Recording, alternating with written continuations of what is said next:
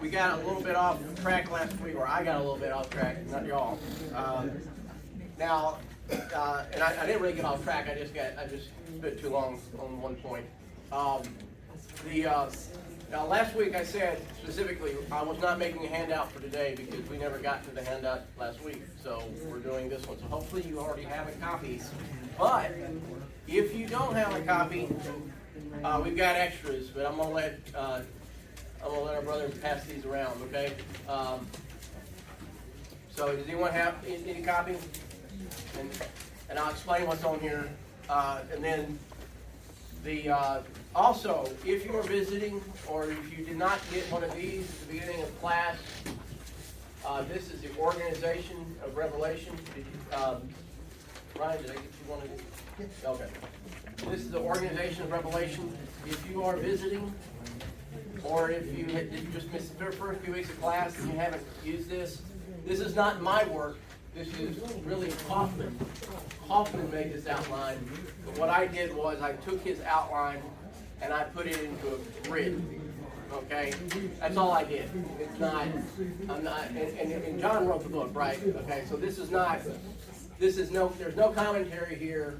However, as I've emphasized, and I'm going to emphasize for the rest of the class, or at least mention it in passing, if you do not look at Revelation this way, and realize that John is repeating the narrative over and over again, you end up reading Revelation as if it's a bunch of sequential events, and it's not. That's not that, and that changes how you look at the book of John. It demands explanation. When you have long passages of symbol after symbol after symbol, your brain is naturally going to want to go towards explanation. And speaking of long passages without good explanations, we're going to talk about one in the back of Ezekiel today. And we're going to get through chapter 11, and we're going to have to go back and look at the Old Testament. Of course, this is Revelation. Thank goodness we slowed down, because now we can actually go back and deal with them more in depth. I hope I don't lose too many people at the change in the semester. I realize that there might be another class that you were looking forward to that might come up, but I hope that you stay in here, and I hope that people join the class and they didn't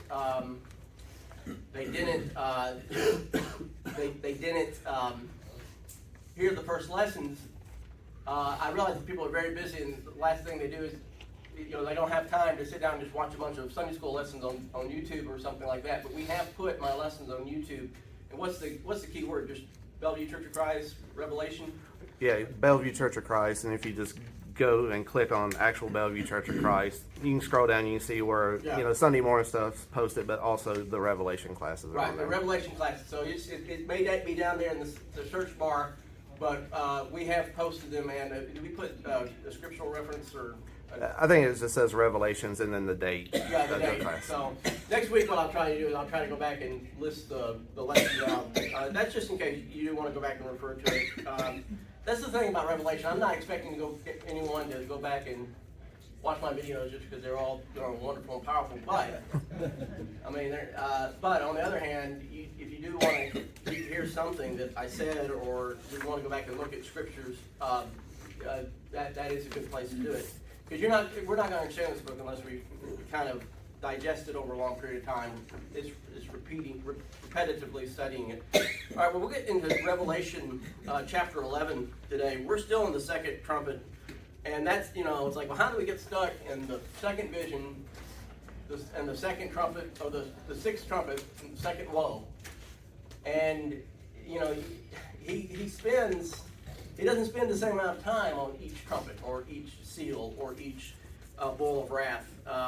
Some verse in here, he kind of just parks, and the sixth trumpet is just very exhaustive. So we're going through that.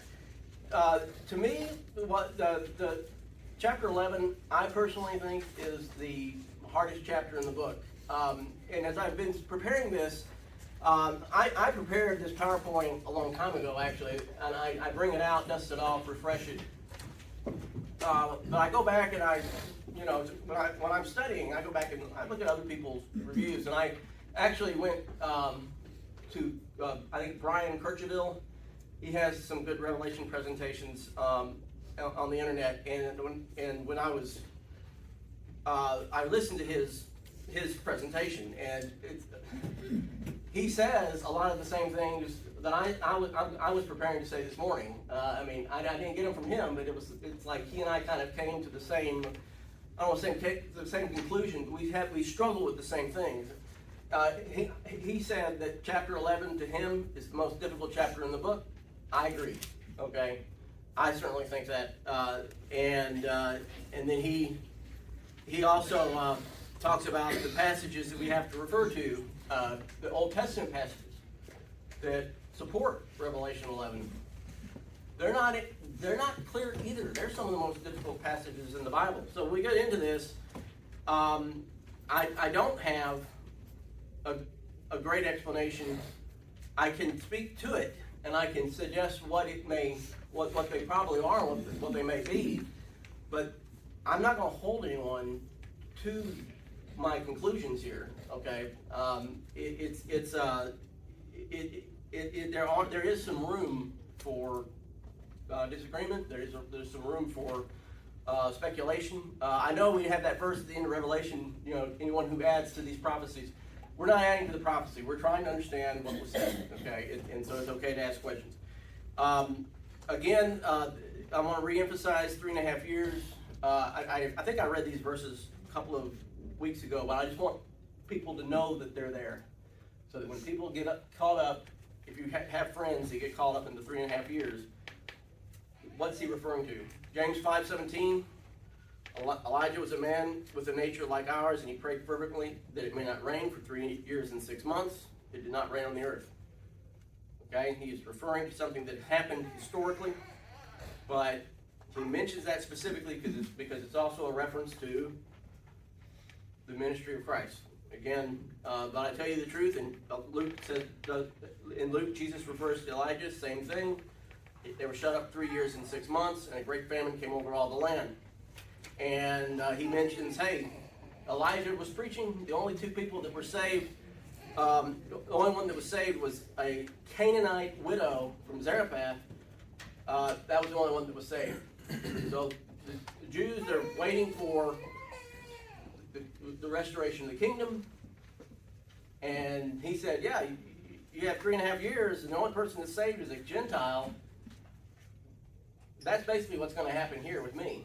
The Gentiles are going to listen, the Jews are going to reject me in general. Not obviously not all Jews rejected him, and not all Gentiles received him. He's speaking in generalities here, which is okay. The Bible is allowed to speak in generalities. We do it all the time. Why can't the Bible do that? He says that. What happens here? They try to throw him off a cliff because they're looking for the 3.5 years to be this great, glorious day for the restoration of the Jewish kingdom, and he's saying, no, not so much. Not the way you think it's going to happen. It's going to happen. My kingdom is going to be established, but it's not going to be done through the Jewish people like you think it is.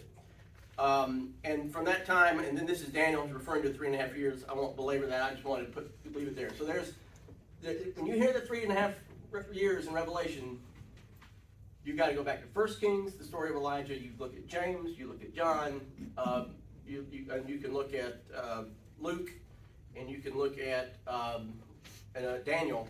That 3.5 years is mentioned all the time. It is symbolic. It's a real event in the time of Elijah, and then Jesus' ministry is 3.5 years, and that's not a coincidence. That's a connection to our real things that happen in the Old Testament, like the Book of Jonah, Adam and Eve, Tower of Babel, that become symbolic of the arc of history. Okay, the Tower of Babel is a real thing, but the whole arc of human history was we were building a tower to heaven, trying to be like God, and attacking God in heaven. Does that make sense? So John is using that 3.5 years in this respect to talk about the dispensation of Christ. Now, how does that tie to these two prophets? The two prophets I think is the most difficult. The difficult symbol to explain. We'll start here in Revelation 1 through 4, and then I was giving a measuring rod like a staff, and I was told, rise and measure the temple of God and the altar and those who worship here, but do not measure the court outside. Now this verse is said in passing. It's easy to gloss over it. It's very important. But do not measure the court outside the temple. Leave that out, for it is given over to the nations, and they will trample the holy city for 42 months. And I will grant authority to my two witnesses, and they will prophesy for 1,260 days, clothed in sackcloth. And then he says something that is directly out of the book of Zechariah. And you cannot miss it if you know Zechariah and you know Revelation. These are the two olive trees and the two lampstands that stand before the Lord of the earth. So what is he referring to? Now, I'll get to Zechariah in a minute. I want to focus back real quick on the temple. In the 25th year of our exile, at the beginning of the year, on the 10th day of the month, in the 14th year, he dates this here, and the dates get more precise in the Old Testament as we go on. The Lord was upon me, and he brought me to the city. In visions of God, he brought me to the land of Israel and set me down on a very high mountain, on which was a structure like a city to the south. And when he brought me there, behold, there was a man whose appearance was like bronze. Now, how does Revelation begin? Jesus appears as a man who was like bronze, okay? With a linen cord and a measuring reed in his hand. And he was standing in the gateway, and the man said to me, Son of man, look with your eyes and hear with your ears, and set your heart upon all that I shall show you, for you declare, you were brought here in order that I might show it to you. Declare all that you see to the house of Israel. Now, the next 9 chapters, including book 40 through 48, 9 chapters, there's this revelation about the temple. It is on the back of your handout. Now, in the back of this handout, okay, like I said, if anyone needs one, we've got them, so just ask for one. On the back of this handout is a description of every single part of the temple. Lays it out in full. He writes this before the second temple is restored. When the second temple is restored, it does not match these dimensions. They're completely different. Many people think this is the third temple, and that this is the third temple, and this has to be built in Jerusalem, to bring back the kingdom of heaven. Problem with that is there's something sitting there on the Temple Mount, okay, called the Dome of the Rock. Okay, everyone know what that is? Yeah. Okay, it's a mosque. Okay, I don't know what God did, but I have a feeling that there will not be a temple there anytime soon. Okay, and he abolished Jerusalem, and he meant it. And Jerusalem has never been restored to its former glory. Now, it's an economically thriving city today, not like some of the other cities in Israel, but it is not. There's something there keeping that from happening. So people are trying to bring about, the second coming of Christ by restoring that temple. And the disagreement is, okay, that's not. A lot of Christians don't think that's going to happen. A lot of Christians do think that's going to happen. I will say that it is confusing to us when we read about 9 chapters. We dedicated 9 chapters to a symbol. It's a little confusing. And if it doesn't have, and the explanation is not there, it's like, well, what are you describing? Well, it sounds like it's describing a physical building, except that when you get into it, there are some things about the book, about this prophecy in Ezekiel that do not fit. They do not fit with Jerusalem. Okay, I mean, you actually, and I don't want to sit on. I don't want to get into too much of this. This is something I think it's better for self-study. But if you go back and you read the last chapters, the temple itself is larger than the first temple. The temple, the courtyard is about 6 to 9 times larger than the courtyard for the first temple. And then the city itself, when you look at the dimensions of the city that is described, it takes up the entire land in Judea.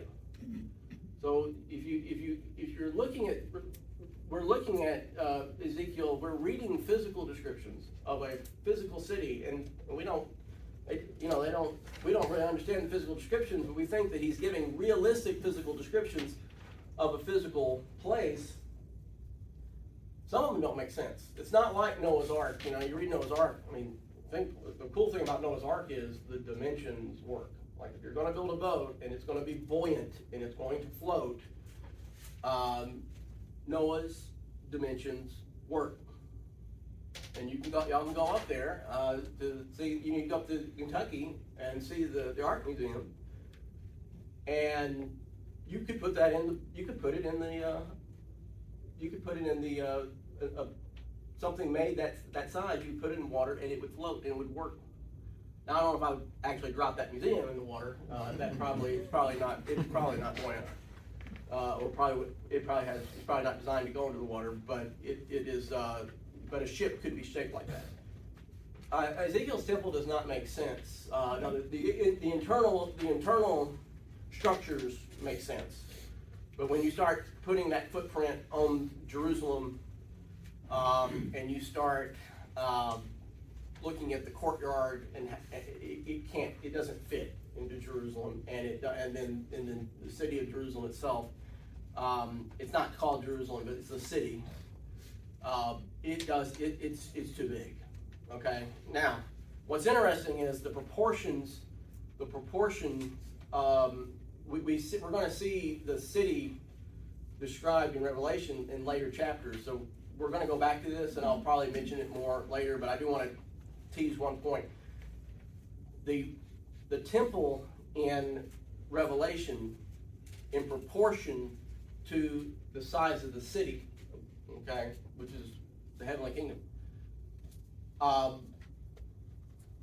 That is the same size as Ezekiel's temple is to his city. Although John's temple and John's city is much bigger than the city that is mentioned, but it's the proportions there are the same. So now we're going to talk more about the temple later as we get into this, but I do just want to call out Ezekiel there and mention that it is very difficult to discern. Going on into Zechariah 4, now there's these two olive trees. Oh, one more point. So the courtyard in the temple is handed over to the nations, and it's trampled for 3.5 years. Now, who is in the courtyard of the temple? The Gentiles. Okay.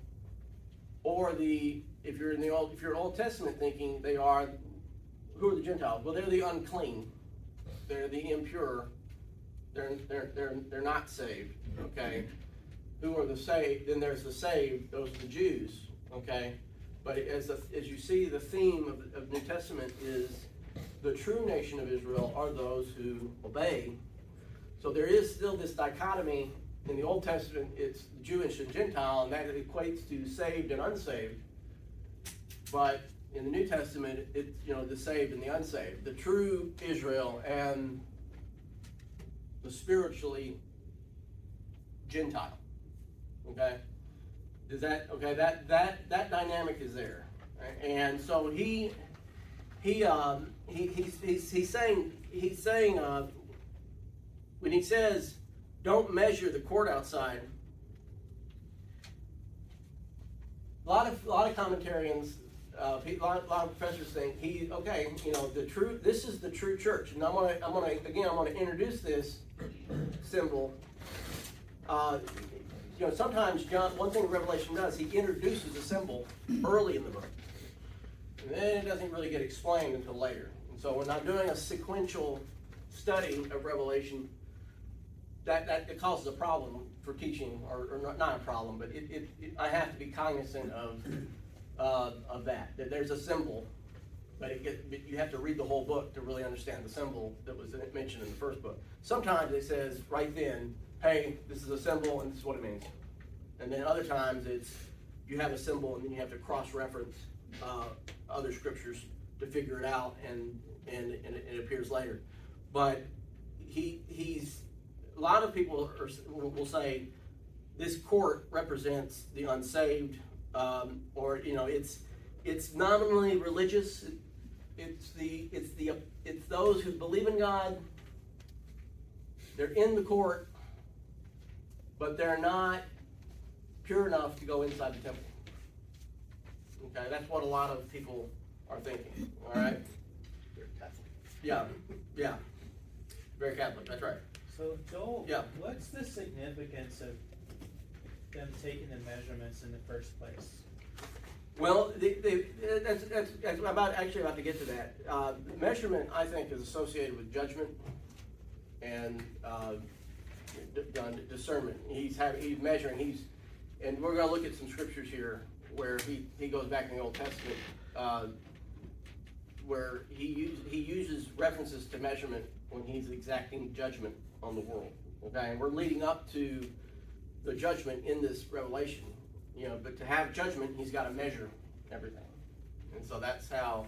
That's a good question, and that's exactly what the focus of this lesson will be. It's like putting a standard out there. Yes. Okay. Well, and to me, it's always been the comparison with who is involved in Judaism and then the opening of salvation to Gentiles as well, and the massive amount of numbers that come with that. So you have to have this much bigger temple to accommodate all these people and everything of that nature. That's the way I read Right. it. Exactly. No, I agree with that. So going back to Zechariah, there's these two olive trees, and Zechariah sees these two olive trees, and one on the right of the bull and one on its left. And then I said to him, and he's talking to the angel of the Lord. Some people even argue that might be a pre-incarnate Christ. What are these two olive trees on the right and the left on the lampstand? And the second time I answered and said to him, what are these two branches of the olive trees, and which are beside the two golden pipes from which the golden oil is poured out? He said to me, do you not know what these are? I said, no, my Lord. And he said, these are the two anointed ones who stand by the Lord of the whole earth. Okay? Now, these are the two anointed ones. And so these two prophets now are going to, in Revelation 11, they're going to preach, they're going to be executed, they're going to be left in the street. What does this mean? Two prophets. Now this is what a lot of people think the two prophets of Revelation 11 are. We're about to read this, but I'll go ahead and mention these.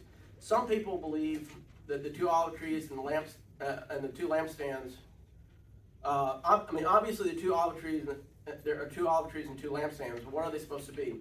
A lot of people think, well, it's the Old Testament and New Testament, or an extension thereof. Haley says the number is collective in nature, and that they're the apostles and the Holy Spirit. And why is two important? Because in a court of Hebrew law, you have to have two witnesses to convict. Okay, if you don't have two witnesses, then you can't, have a trial. And in our modern court system, we don't limit it to two, but you have to have multiple eyewitnesses before you convict someone, or there has to be an eyewitness and some very good documentation or collaborative effort. But that number in the Hebrews, two witnesses, that is something that might be a part of Hebrew culture that it doesn't mean that much to us, and so we're looking for two forces, okay, or two different things, the number two, 1, 2. We want to count it, we want to look at it and see two distinct things that are doing the same thing, and we can't do it. But to the Hebrews, it's like, okay, I need two witnesses to convict. That might not make much sense to us Westerners, but it may make a lot of sense to the Hebrew Christian audience of the time. The problem with two is there's two witnesses. Well, who are they? And if you're looking for people, there are a lot of people that can fit those descriptions. Okay, and I'll read that here in a first. Read those in a minute. Wallace says that they're the prophets and the apostles. Okay, again, that's kind of same thing as saying the Old and New Testament. Shelley says that it's the fourth faithful portion of the church. Now that's a little different than what Wallace and Haley are saying, but what is he referring to? He's referring to Smyrna and Philadelphia. Now one thing that I'm going to do before we transition into the second quarter of the class, I am going to go back next week, and I want to go back and touch on the churches. We kind of jumped over that, and it wasn't my intent to do that, but we jumped over it because it's not.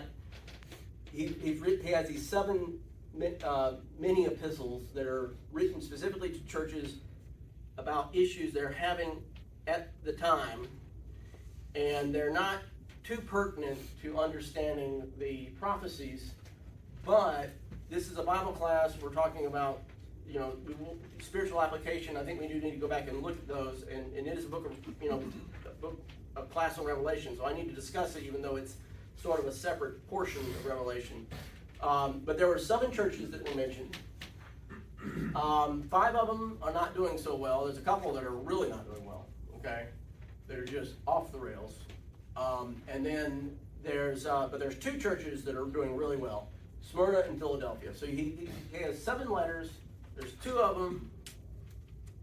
They're doing well, and Shelley says it's the faithful portion of the church. Okay, I don't know if I agree with that, but even if that's the case, it still emphasizes the aspect of the true saved versus the apostate church.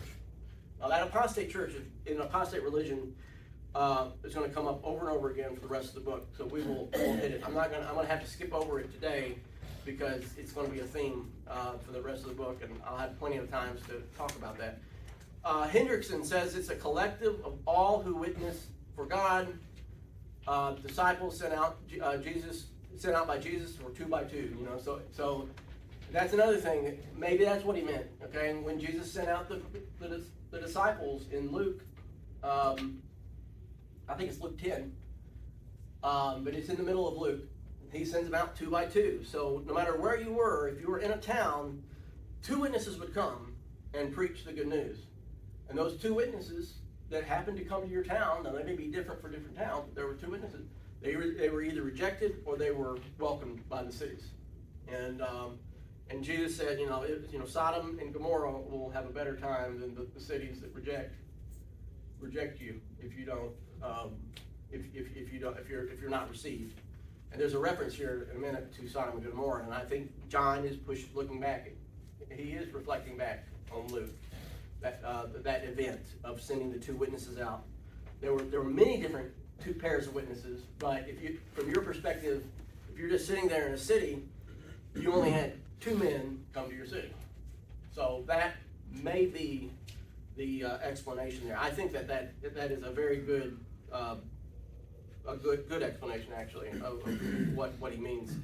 Kaufman he is very confident that it means God's word and God's church, and these are the only 2 witnesses that exist through the entire dispensation of the gospel. All point to the Mosaic law requiring 2 witnesses for a conviction and are not 2 actual individuals. Now, I'll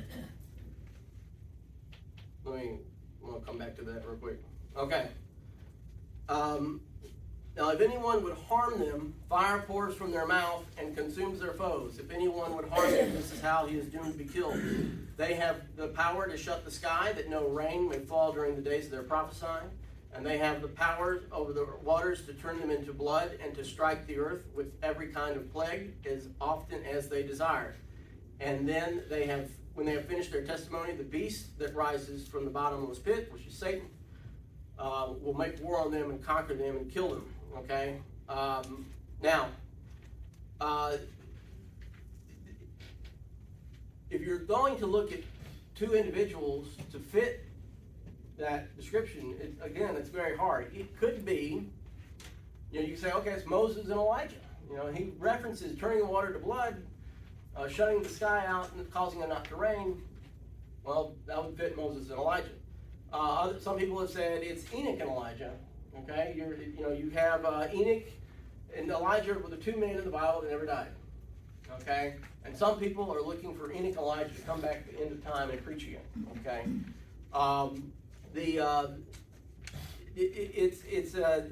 Some people say it's Peter and Paul. You can make an argument for that, but there were lots of other apostles that were preaching and doing the exact same thing as Peter and Paul were. Okay? I don't think you can tie it to two specific individuals. I think it's more like what Hendrickson and Kaufman say. And again, I think Shelley and Wallace and the other people that I refer to, they're making the same point. It's really, you know, if Kaufman's right about, okay, it's the scriptures and the church, that could be it. That makes sense. There's this idea, or you know, some people said, well, it's the law or justice and mercy. Okay, you have the Old Testament. You know, that's the law, and the New Testament is the mercy part. It's the salvation.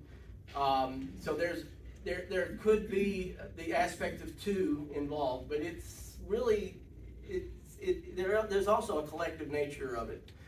You understand now why it's kind of hard for me to explain?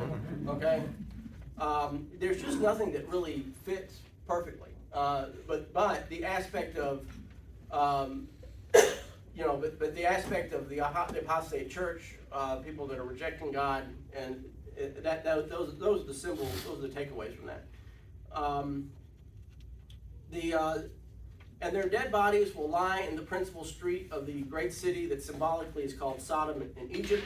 Again, Christ told each of those men as they went out pairs by pairs, if Sodom and Gomorrah would have an easier time on Judgment Day than a city that rejected them. For 3.5 days, he says days, not years here, some of the people and tribes and languages and nations will gaze at their dead bodies and refuse to let them be placed in tomb. And those who dwell on the earth will rejoice over them and make merry and exchange presents, because these two prophets had been a torment to those who dwell on the earth.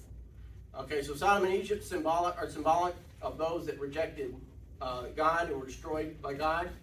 The 3.5 days represents the dispensations of, and most sources, not all agree that 3.5 days are the same as 3.5 years, but I will remind you, and I don't have this graph up, but I did show it earlier. The Holy Week, the last week that Christ is alive before he dies, okay, and then of course he's risen after that, but that week leading up to his death, the first 3.5 days he's teaching, okay? The last 3.5 days are he's on trial and he's being executed. So there is a little bit, you know, he may be referring to that last week of Christ, at the whole death and resurrection. But the agreement is, by everyone, the world rejects these prophets. And the agreement is that God will protect us and his message endures. All tribulation is ultimately temporary. But after the 3.5 days, the breath of life from God entered them, and they stood up on their feet, and great fear fell on those who saw them. When they heard a loud voice from heaven saying, "Come up here," and they went up to heaven in a cloud, and their enemies watched them. And at the hour there was a great earthquake, and 1/10 of the city fell. 7,000 people were killed in the earthquake, and the rest were terrified and gave glory to the God of heaven. The second woe was past, and behold, the third woe is to come. Now, Wallace breaks from here and says this has to be the destruction of Jerusalem. Okay, and there are references to that. I mean, and when you look at the way Rome destroyed Jerusalem, they do break the outer wall. 1/10 of the city, maybe it's not 1/10, but a portion of the city fell. They got into the inner wall, and they were able to use that to get into the rest of the city. The imagery fits. Okay, it does sound very much like the destruction of Jerusalem in 70 A.D. And he equates the 3.5 years not to the entire dispensation of Christ, but specifically that 40-year period. And he doesn't say 40, but the time between the crucifixion and the the destruction of Jerusalem. It is during that time that all the apostles are being killed. By the time you get to 70 AD, there's only one guy alive, and guess who it is? It's John. All the other apostles are dead, and they're all being killed off in the 60s. Now these men are by the standards of that time, they're not young men. They're old. Now, by our standards, they still got a lot of life in them. We expect people to live to be 80, 90 years old nowadays. But back then, it's interesting that all these apostles are martyred, but they're all martyred around the same time, with the exception of James. James died. James, the brother of John, he gets executed in 44 AD. Okay, and there's that whole prophecy. When James and John are arguing about who's going to die, who's going to be greater, and he mentions first and the last. Well, James ends up being the first apostle to die, and John ends up being the last one to die. And he says, if he stays alive until I come again, what is that to you? Well, he's not going to die. John knows he's going to die, but he is the last one. But all, in the mid 60s, that's when all the apostles start getting executed, and after that, the temple is destroyed, the physical temple, and Jerusalem is burnt to the ground. And the Romans were crafty enough. They invade, they push all of the Jews into Jerusalem. They're going there for Passover, and there are too many people in Jerusalem. I mean, Jerusalem was busting at the seams. They trap everybody inside. I will talk a little bit more about that later as we get in the next couple of weeks. I'm going to keep going here for a minute. Haley offers no explanation for why the prophets are reanimated. Shelley says that these are early martyrs going to God. Wallace says that the ascension of the prophets means that the mission of the prophets and the apostles are complete, and Jerusalem is now going to be destroyed. And I do not disagree with that. I mean, again, there is a double eschatology about this. I mean, I agree with Wallace that he is talking about that 40-year period, but I don't think it's limited to that. I think it can be both. Okay. It can be all three things. It can be the 3.5 days of the last week of Christ, the literal 3.5 days. It can be that 40-year period when God's kingdom is established, and then when it's all said and done, there's going to be a dispensation of the gospel, and the end times are going to conclude. Robert says that there is an ultimate end of persecution of the church, and it answers the martyr's question from chapter 6 when the altar is the fabric is lifted off the altar and the souls of the Christians are underneath the altar. Two prophets. Kaufman says 2 prophets represent God's word in church. Scoffing unbelievers gather over today's church. The Bible has been with us, copied over the centuries, but very few have bothered to read it. And so he kind of says, for much of history, the church and the scriptures have been a corpse laying in the street, dead, but never buried. They never can go away completely. Now, last week I was asked, and I'm not going to get to this today. I meant to get to it today. I'm going to have to bring it up tomorrow because we're out of time. Not tomorrow, next week. Campbell believed that the Restoration Movement was that breath of life at the end of time. Okay, and he's what you call a post-millennialist. Okay, that what we're going through today, the Catholic Church or the Orthodox Church. And other apostate churches had been such a force in history and had repressed the true worship of God from his perspective, he's like, now we're in America. We've got all these people coming to find God. We're sending missionaries. All these religious movements. Everyone is believing God in their own language. They're reading the Bible.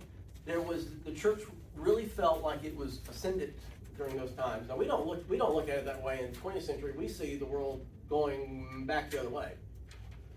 Okay, and I think there's always, as you get older, you think, what's the world coming to?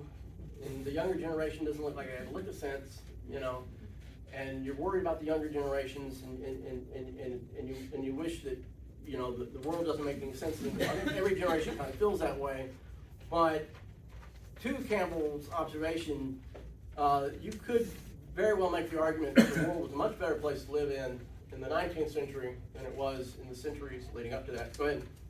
So something that they might have said, and just isn't on the slide because I have not read those people, but there is a parallelism here between the experience of the two witnesses Right.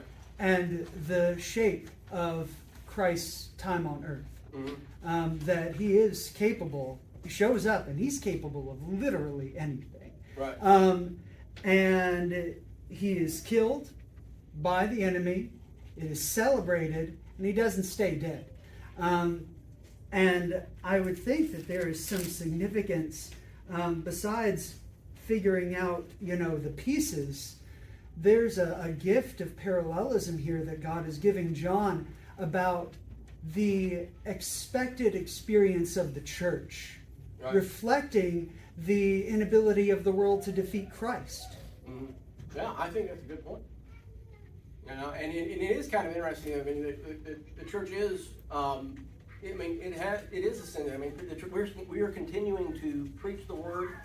All nations. There are a lot of nations that still haven't really heard it, but more people are hearing it. And we do know that it is his plan to dispense the gospel to the entire earth over the course of the human history.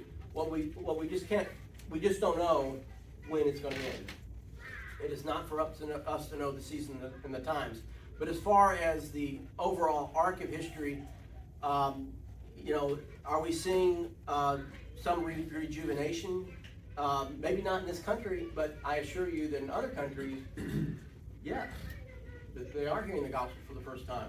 Okay, and it's coming alive in their lives. And that's if you go and do mission work or you can go on a mission trip, you can see that in action. All right, we're over time. I apologize, and I hope I did not confuse you more than clarify.